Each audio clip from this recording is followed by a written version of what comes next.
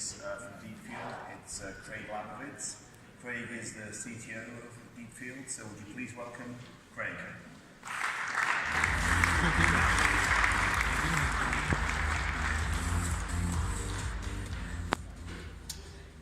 Well, great. So most of the other speakers have been talking about the future, all the new products that Nokia is shipping.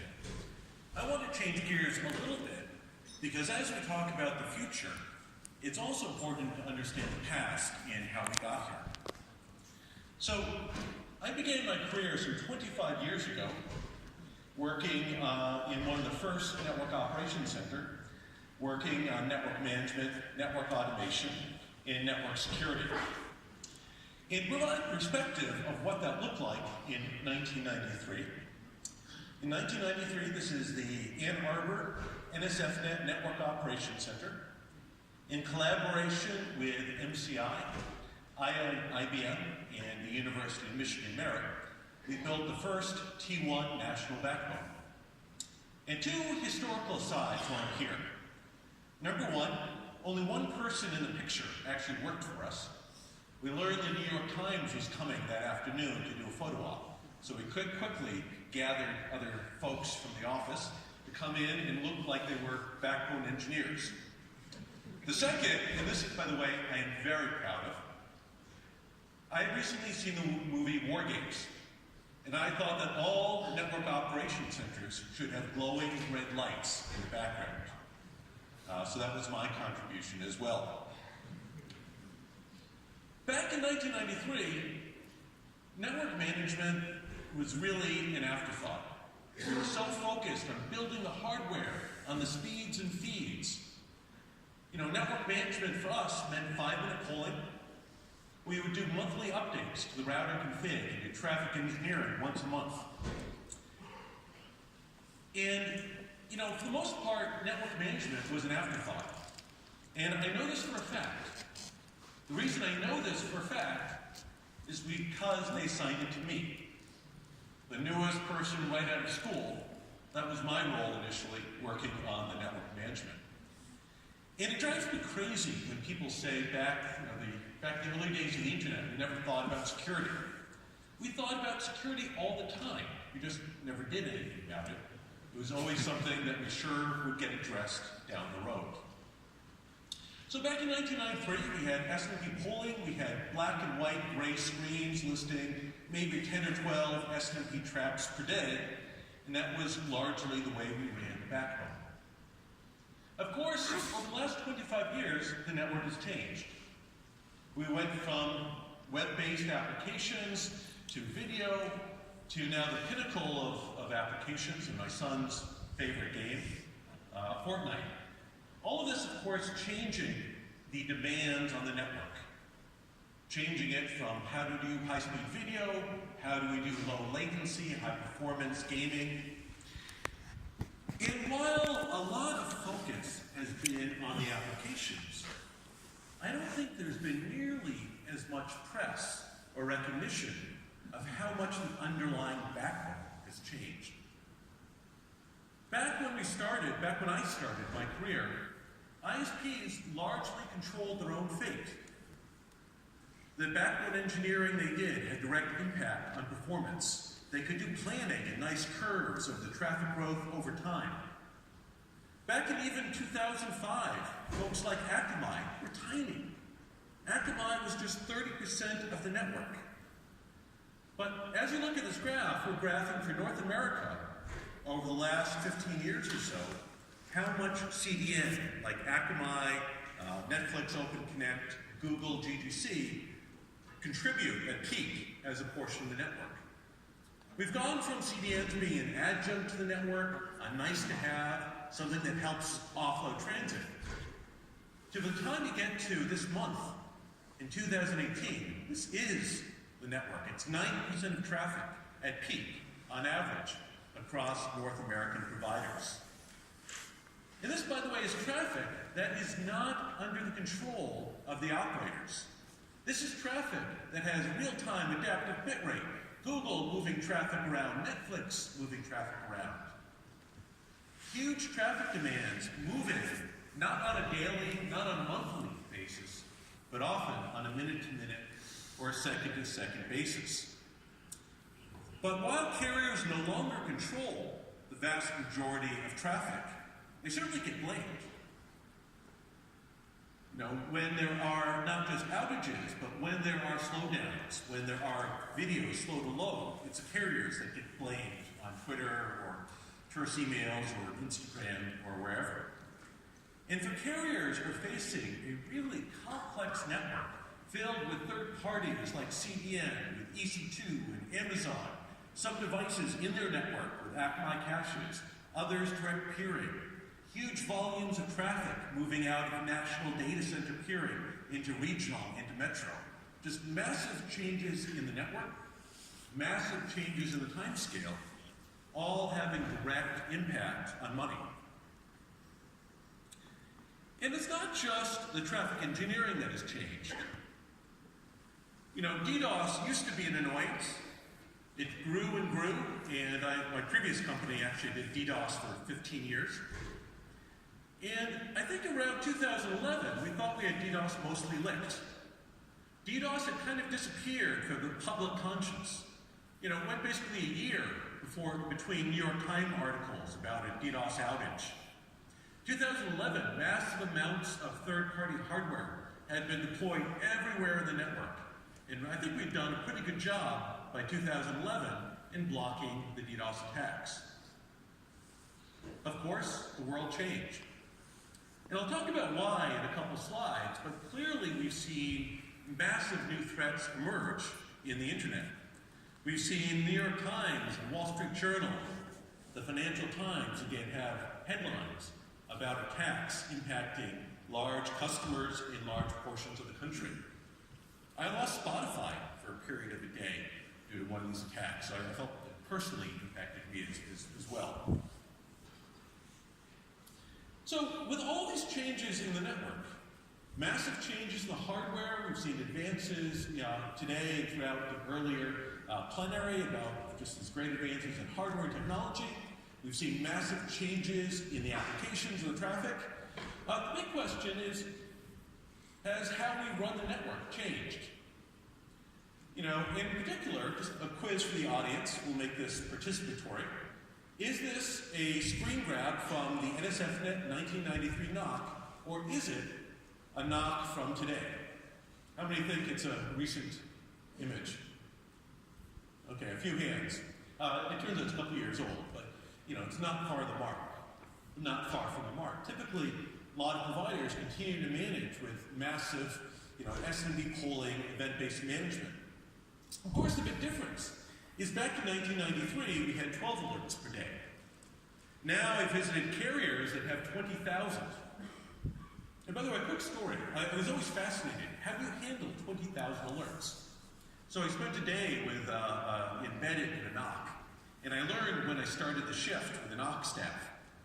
We came in, we had our coffee, our donuts, and when they got on shift, the first thing they did was delete all the alerts. Theory being, if it was important, they'd come back. So that is network management for a Tier 1 carrier in 2018. I was right at home. It was what we did some 25 years ago. And it's not just again the alerts, but the security landscape has changed. Basil touched on it a little bit. One of the really big differences is the number of IP devices out there. So quick fun exercise. By the way, anyone can do this. It's cheap.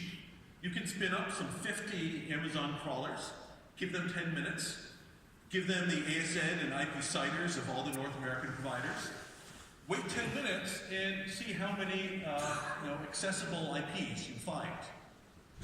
And there's hundreds of thousands of these internet-exposed post-NAT web cameras. HK Vision, HK Vision was the one involved in the dying DNS attack.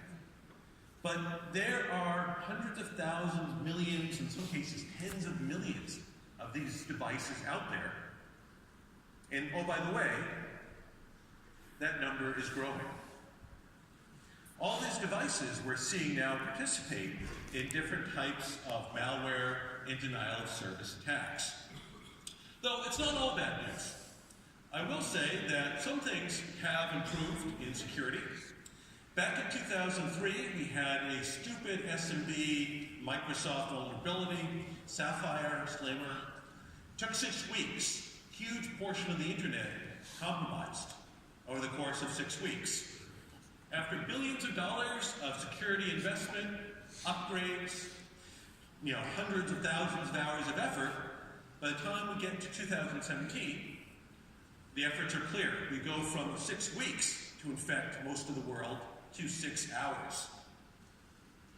Again, being somewhat facetious, not much progress at all. In fact, just the opposite. And, as we look at how folks manage networks, how they do security, security continues to be an afterthought. It's something you buy third-party devices for. It's something after the fact you add apples. I was watching a video, how to block DDoS recently, a tutorial on the internet, and it really hasn't changed in the last 20 years. The devices add apples, add hardware like specialized devices to your network, or, disconnect the customer, which is by far, continues to be, the most common way to address DDoS, is to find the victim of the attack and disconnect them from the internet so that the attack no longer harms your infrastructure, though of course it doesn't really help the customer under attack. So I think when we started Deepfield, now some 5 years ago, it was clear that we needed to play the game. I'm continuing my war games theme here. We needed to play a different type of game, or play the game in a different way. Our goals were really betting on that the hardware would get better. When I started my career, getting any data from a router was really hard.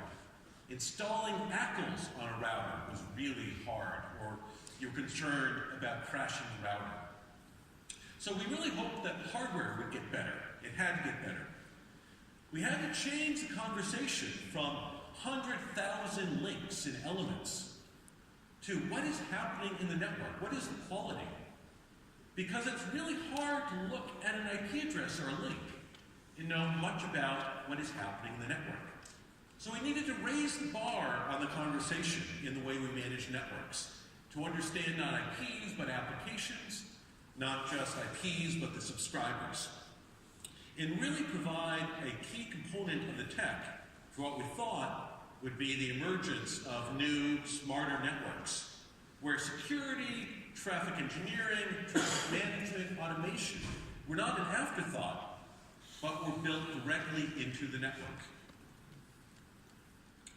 So our goal with Deepfield was, number one, support all routers.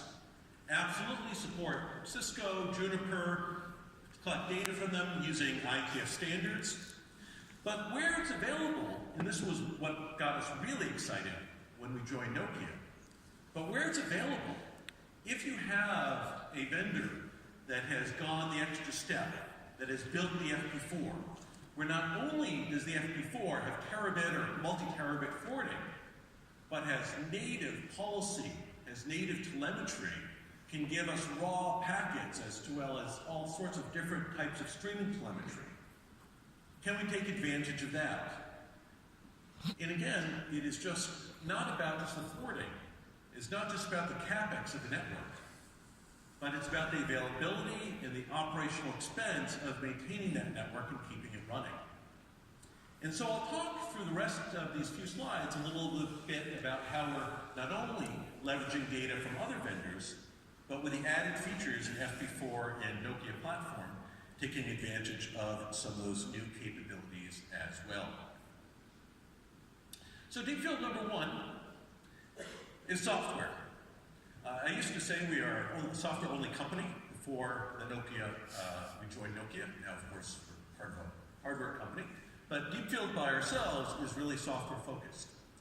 It's software that runs on Linux servers, 3 or more Linux servers in your network, collecting data from IETF standards like NetFlow and SFlow and BGP and AAA from your network. With this data that we have coming from the network, we first analyze the data. We take in streaming data. As I said, it includes things like NetFlow, basically packet headers, AAA data, DNS data, and it can collect data from global networks at scale with no additional CPU or other hit on the network. All capabilities built directly into the ASIC that allows us real-time visibility into the type of traffic, where the traffic is going, and the quality of that traffic through the router.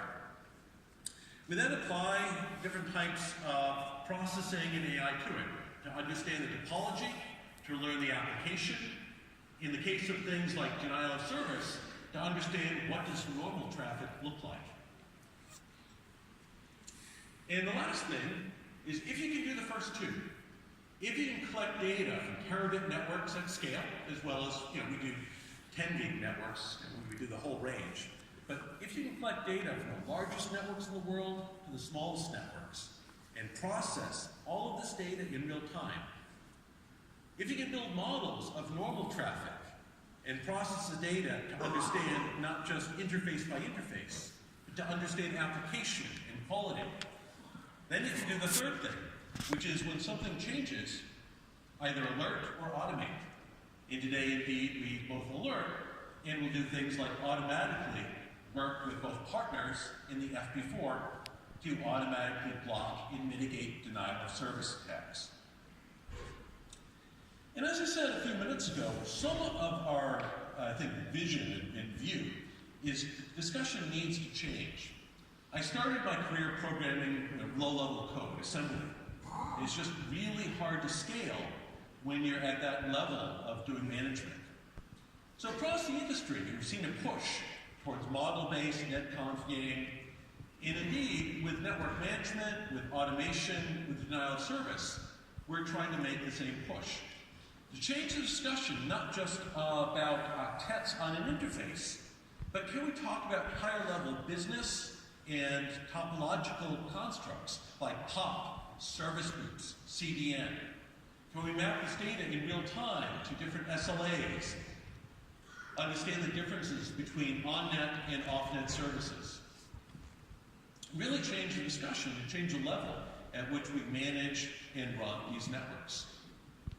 And indeed you can. I'll show a few screenshots to finish off the presentation of some of the things we do with all this data and some of the value that the data provides to operators. So this is actually a European provider without any additional DPI, without any probes in the network, leveraging data from their Nokia routers, leveraging data already available in the network. We know not just the volume of traffic, but we actually know the applications. And by the way, I apologize, I should have scrubbed. Some of these are probably not appropriate applications.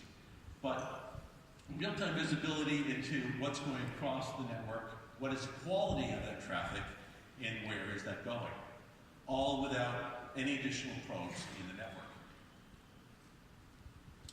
And it's not just about understanding how much Netflix, how much Hulu you have in the network, but it is understanding how is that traffic being delivered. So Deepfield also classifies both the application, but will also understand which CDN is providing it, which hosting, which parts of EC2 or Amazon. And what you're seeing, seeing here, for example, is just a quick map showing Pinterest. It's showing Pinterest being mapped to, something that's using Facebook API. A lot of that's going through Akamai and those with Akamai data centers, in addition to which on-net caches are providing that traffic. The reason all of this information is useful is that when there's a change in Netflix traffic performance, when there's a sudden shift in where the traffic is coming from, having all of this data is really useful to provide the operator both a view of what changed. Did the video quality change because of an attack, because of a failure, because of something one of the CDN providers did? It's really important to have all this visibility in real time, and certainly the ability to alert on it so remediation steps can take place. So I'll provide one example of where I think all of this really becomes valuable. We had one customer in North America that was upgrading their network. They had spent 18 months spending millions of dollars and upgrading routers and line cards and access network. They were doing everything right. They were doing best of breed practice, updating their network. And initially, their network started where they were in the top 3 or 4 in the Netflix rankings. They then became number 5, number 8, number 10, and continued to fall. They had probes in the network, they were running performance, they were doing all sorts of debugging, but they could not understand why they continued to fall in the rankings. And it wasn't just the Netflix rankings. Some of the comments on Twitter were becoming quite cruel about the performance. It was slowly becoming a board-level issue of what's happening in the network and why is this investment not paying off. And the real problem is they had lots of little points. There was lots of little data from this section of the network, from this. But they really had no global view of what was happening in the network, where the traffic was coming from, or what the quality degradation, where it was occurring. So we worked with them to deploy Deepfield. Deepfield was able to collect data from not just one router, but all routers. It was able to classify all applications. It was able to understand the quality of those applications at the POP level, peer level, all throughout the network. And the change was pretty dramatic. Once they had visibility, once they understood, once they could see the network, once they could change the management discussion from what's happening on the interface to what's the end-to-end quality across the network, they were able to affect changes, and basically over the course of a month, went from way down there to up there, and oh by the way, continued to climb in the rankings and performance impact. So really, really powerful data when you have it, when you can manage your network using at higher levels. And the visibility is not just for Netflix overall, but as I said, it's the ability to look at a particular CMTS and understand, is this CMTS, is this DSLAM performing differently from the rest of my network? How many customers do I have on this DSLAM watching Netflix? What is the QoE? What is the bit rate of the Netflix they're getting? And in some cases, it's not a hard failure. This was actually a soft failure. But to instantly detect when not all traffic, but just Netflix traffic, changes quality, or in this case, vanishes from a particular CMTS. And oh, by the way, 800 streams were using it at the time of the failure. So it's also about evaluating the impact of that failure. And this is just another quick screenshot showing some of the tools within Deepfield. Again, leveraging data already in your network. No additional probes. Leveraging flow, SNMP, DNS, we're able to track the number of Netflix streams and the quality of the streams. In this graph, by the way, is kind of what you want to see. In many networks, you'll see when the number of subscribers, which is the green line, goes up, the quality of the streams goes down. So this is actually a good graph where the average bit rate remains mostly flat at the course of the day, while the number of subscribers goes up during prime time. And for various reasons I won't get into, but it's device effect. You'll see dips in the early morning as folks change devices over which they watch Netflix. So really valuable data to have. The first step is, can you collect the data, can you analyze it? In what I think Nokia, both NSP as well as Deepfield, are spending a lot of time doing now, are trying to automate this process. Can we understand what Netflix looks like for your overall network, for a given market, for a given peer?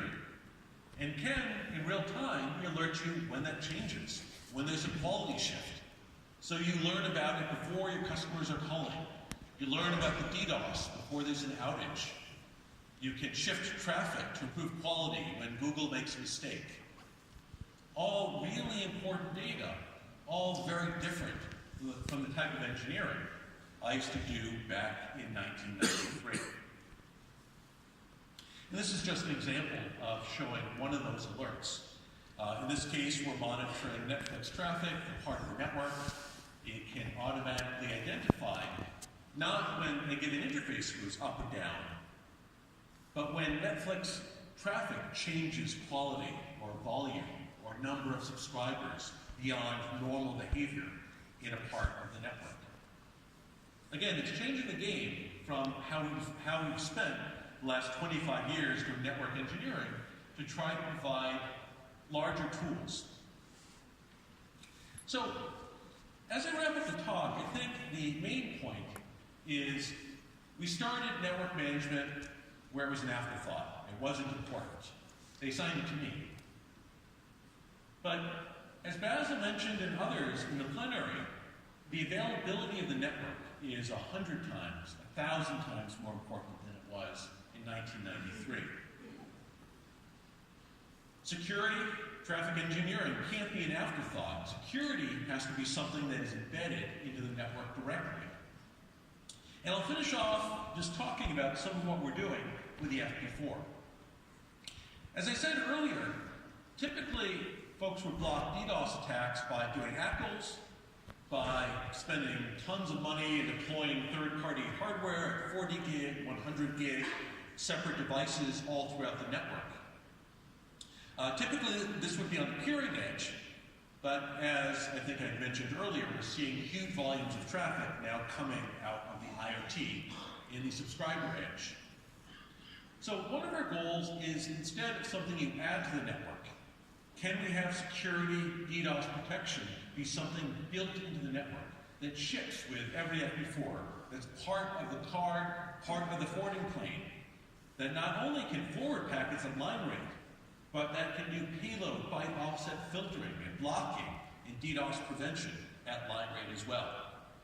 So we're really excited about the technology as it rolls out in the products. We are working with customers today, basically not just on the peering edge to block DDoS, but the entire edge of the network, to be able to prevent outbound DDoS from their customers, from their wholesale customers, and from, of course, the internet peering edge, where we've traditionally seen DDoS. We're trying to change the discussion from where large ISPs used to sell DDoS service for 50 customers, 100 of their banking customers, to how do you offer service to every customer, not just ones that you've set up the tunnels for and you're going to off-ramp through, but every customer is part of the effort. And so what we've been building with the FP4 technology as part of Nokia is not just the ability to install ACLs, but can you build a system where you can get real-time payload data about the denial of service attack from the FP4? Can you collect that data, analyze it, compare it to baselines? Can you signal back to the FP4, then to apply policy or to ask more specific questions and install additional ACLs and continue this loop of where the FP4 becomes both a very powerful policy security enforcement point as well as an equally powerful data source as you're correlating data from all around the network, understanding security events in real time. And it's really cool, right? This is something I've wanted since 1993. You know, ever since 1993, and I had my first enabled password, I've found myself logging into routers, trying to understand what was happening with weird traffic.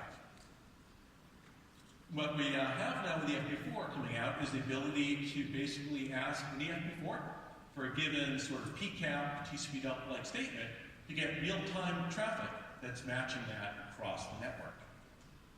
So really, really powerful capabilities. It's taken 25 years, but we're here.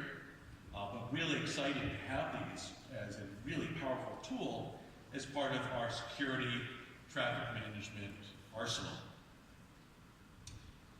So I've spent, I think, the last 30 minutes or so talking both about where we're coming from, where we're going.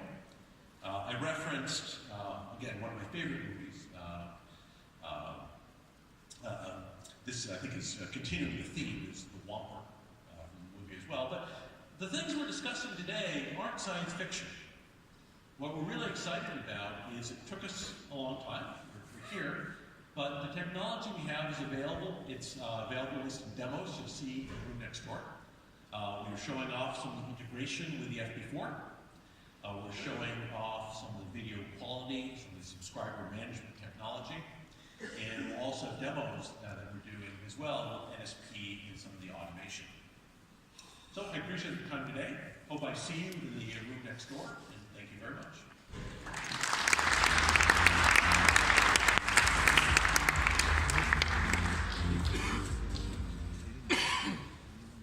Okay, so thanks to Craig, thanks to all of you for staying here. Just one more session to go before lunch. The next presenter is Caroline.